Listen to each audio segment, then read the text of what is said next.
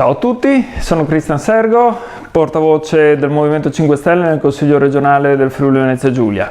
Ieri abbiamo presentato un dossier che abbiamo preparato sulla situazione patrimoniale del consorzio industriale Aussa Corno, una delle partecipate della nostra regione che ha in questo momento una grave sofferenza patrimoniale ed economica.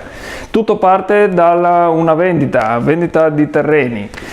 Partiamo dalle concerie Cogolo che sono fallite alla fine degli anni 90, molti di voi conosceranno, riguardano comunque anche altre zone d'Italia, non solo del Friuli, e c'è stata una prima vendita da quel fallimento perché le concerie sono fallite e i terreni di quell'area sono stati venduti per 28 milioni di lire.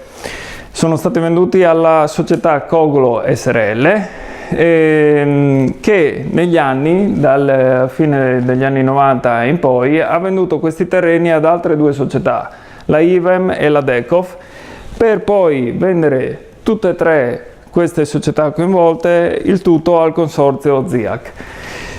Ovviamente, come abbiamo cercato di risalire a tutti i passaggi di compravendita, notate subito che dal primo acquisto di 28 milioni di lire nel 1994 si è arrivati a una cifra pari a 30 milioni 650 mila euro.